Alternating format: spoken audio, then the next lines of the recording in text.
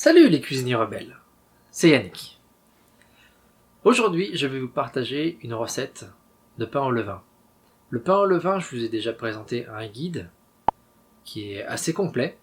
Aujourd'hui, je fais une mise à jour de ce guide en vous partageant mes nouvelles découvertes et mes nouveaux secrets.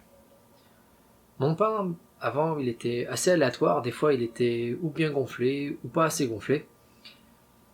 Du coup, j'ai fait d'autres recherches, d'autres essais.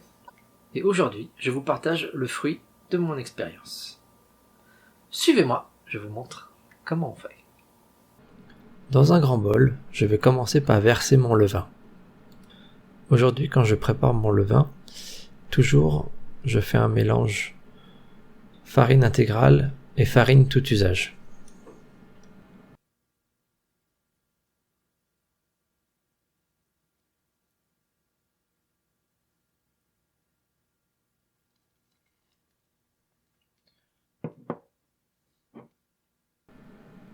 On peut voir ici que mon levain est bien en phase active.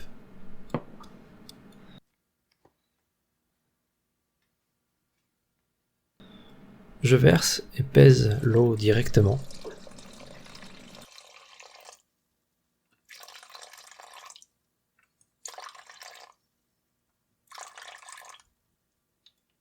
Si vous introduisez votre levain avant la phase d'autolyse, ça change pas énormément en fait.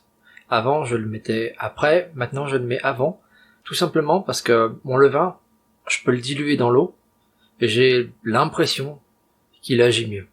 Mais c'est vraiment une impression.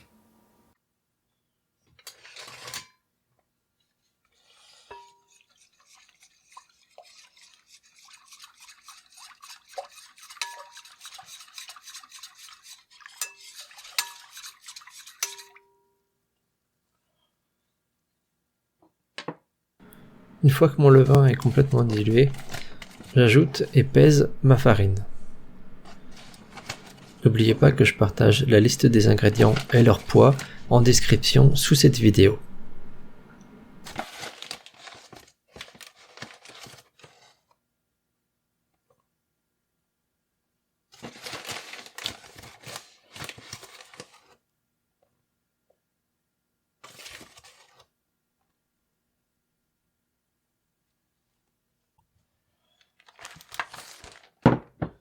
Lorsque vous choisissez votre farine, essayez de prendre une farine à pain, recommandée par votre meunier comme étant une farine à pain.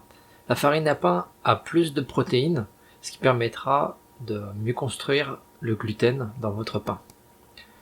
Comme dit Fabrice Cottez, le gluten, c'est la charpente du pain, ce qui va vous permettre d'avoir un pain bien structuré et bien alvéolé et bien gonflé.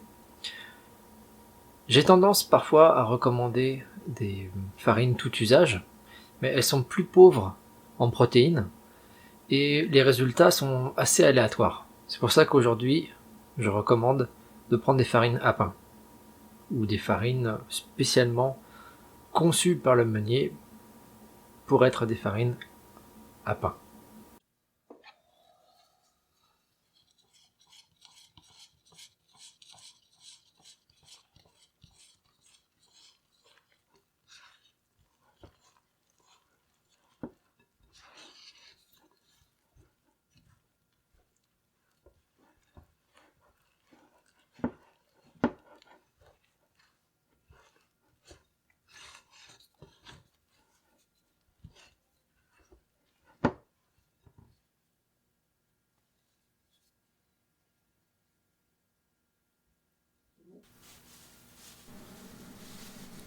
Après cette première phase de mélange des ingrédients, qui s'appelle le phrasage, je vais laisser reposer ma pâte pendant 1 heure.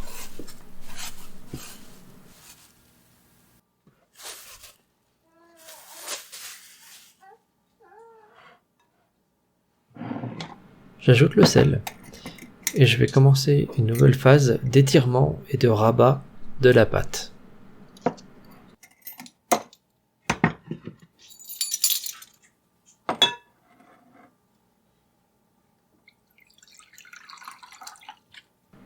Durant les 2 prochaines heures, toutes les 30 minutes, je vais étirer et rabattre vers le centre la pâte pour former à chaque fois une boule et laisser la pâte se relaxer.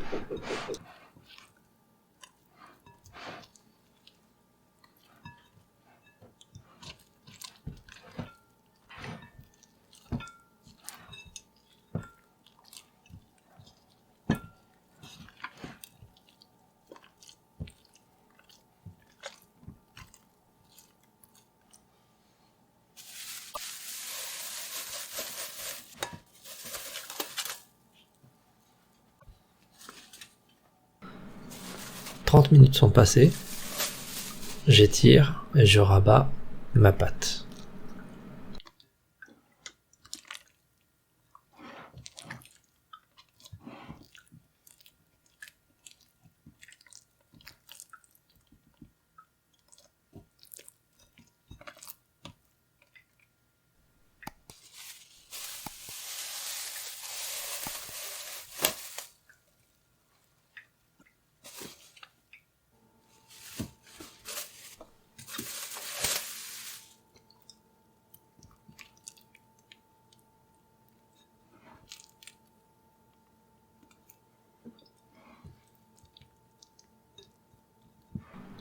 On peut voir ici que la pâte a déjà une meilleure structure et qu'elle commence à mieux se tenir.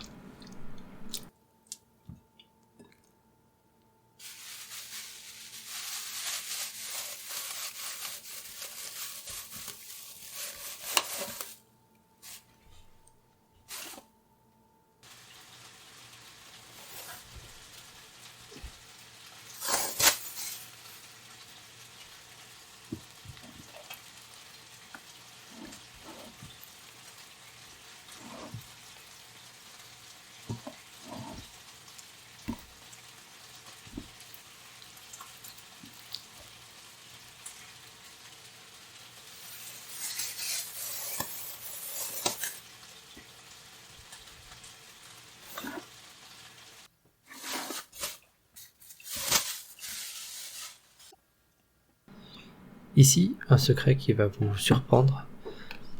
À l'aide d'un papier absorbant ou d'un chiffon sec, assurez-vous que votre plan de travail est complètement sec. Quand vous allez fariner et mettre en forme votre boule, ça fera toute la différence.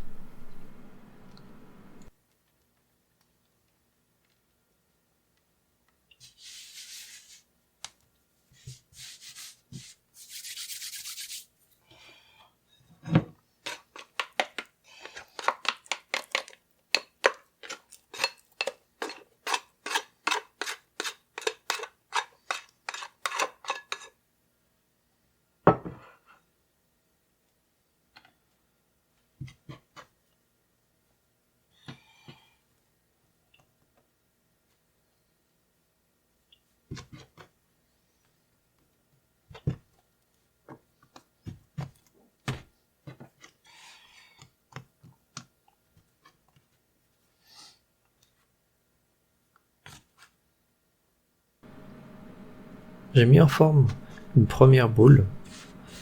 Je vais la couvrir d'un pot et la laisser reposer pendant 30 minutes avant de passer à la mise en forme finale.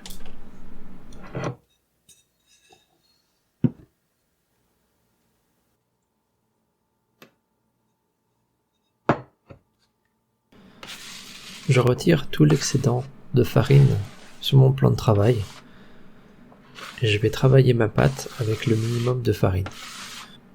Je vais en mettre un petit peu sous la pâte pour faciliter l'étalage et je passe à la mise en forme.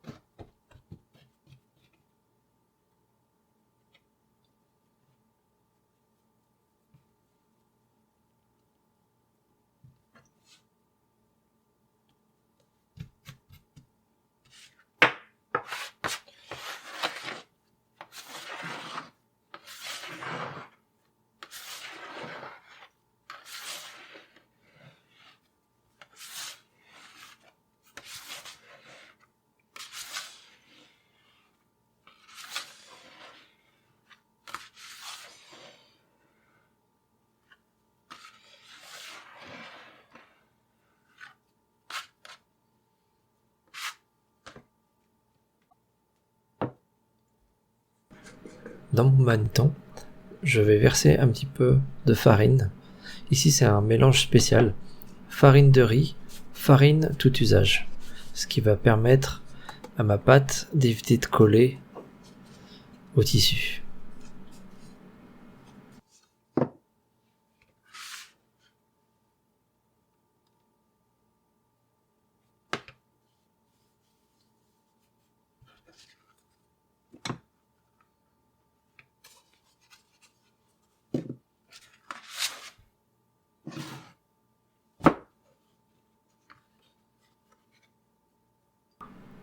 Bon, ici,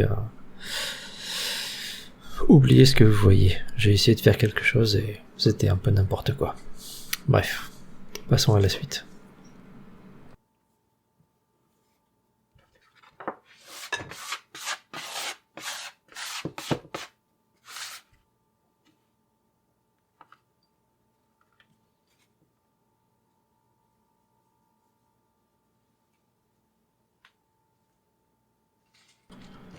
Je place mon banéton dans un sac plastique que je ferme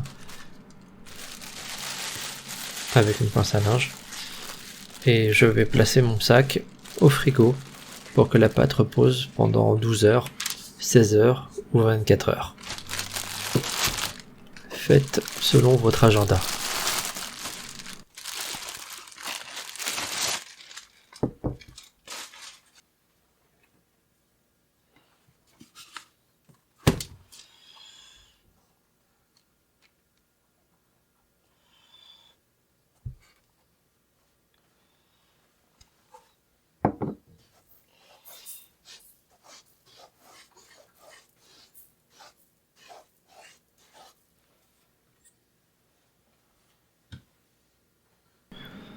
Ici ma lame, c'est assez pratique. C'est une lame de rasoir que j'ai collée dans une baguette en bambou.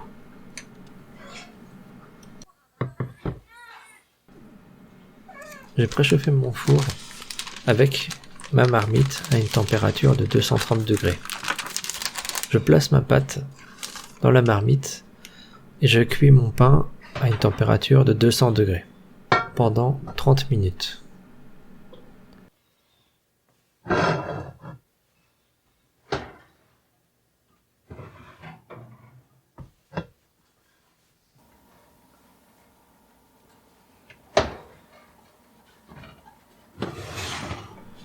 Je retire le couvercle de ma marmite et je laisse cuire mon pain pendant 15 minutes supplémentaires, qui me permettent de dorer la croûte.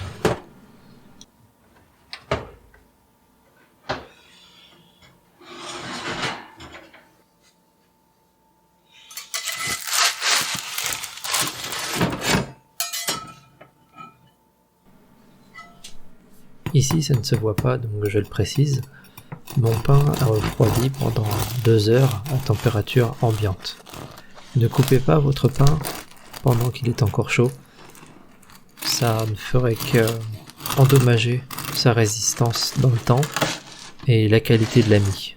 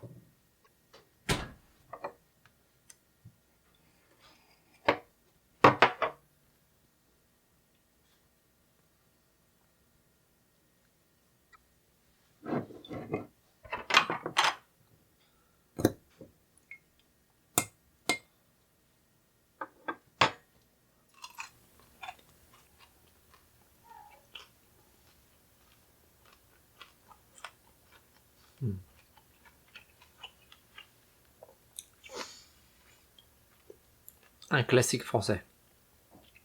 Jambon beurre, cornichon, pain au levain. Quoi de mieux?